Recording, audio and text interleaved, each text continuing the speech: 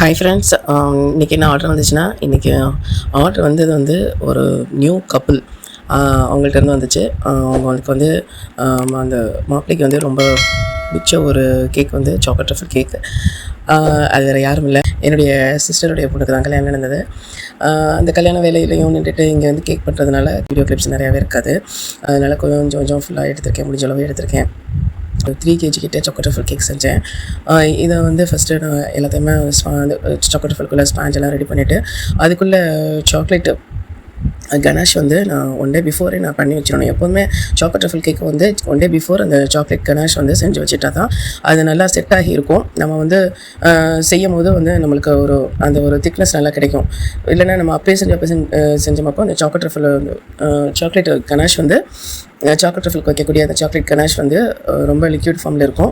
இப்போ நீங்கள் 1 night ஃபுல்லாக வச்சுட்டு வெளியிலே வைக்கணும். 1 night ஃபுல்லாக வெளியிலே வச்சுட்டிங்களாக்கும் ஒன்றுமே ஆகாது.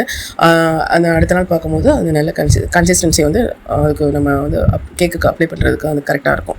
2 kg கிட்டே நான் கீழே பேஸ் பண்ணிட்டேன். அந்த பேஸை ஃபுல்லாக நான் எல்லாமே சாக்லேட்டு கனாஷ் வச்சு நல்லா அப்ளை பண்ணி எடுத்துகிட்டு இது கூடவே நான் 1 kg கிட்டே ஹார்ட் ஷேப்பில் கேக் செஞ்சுருந்தேன். இப்போ அந்த பேஸ் 2 kg செஞ்சுட்டு அதுக்கு மேலே இந்த 1 kg கேக்கை அதுக்கு மேலே நம்ம க்ராஸாக நிற்க வைக்கணும். அதுக்காக இந்த மாதிரி நான் கட் பண்ணிவிட்டு ஒரு சைடு கட் பண்ணிவிட்டு அதை நான் எப்படி க்ராஸாக நிற்க வைக்கிறேன் அப்படிங்கிறத பாருங்கள்.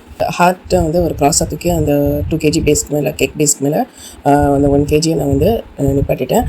இந்த மாதிரி வச்ச பின்னாடி வச்சுட்டு இதுக்கு மேலே நான் ஸ்குவர்ஸ் வச்சு எல்லாத்துக்கும் 2-3 இடத்துல நல்லா இன்சர்ட் பண்ணிட்டேன். இன்சர்ட் பண்ண பின்னாடி தான் எனக்கு அந்த கேக்கு பின்னாடி ஹார்ட்டில் பின்னாடி உங்களுக்கு அப்ளை பண்ணாமல் இருக்கும் இல்லையா கனாஷ், அதை எனக்கு அப்ளை பண்ண முடிஞ்சது. இல்லைன்னா ஒரு மாதிரி ஷேக் ஆகிட்டு இருந்தது.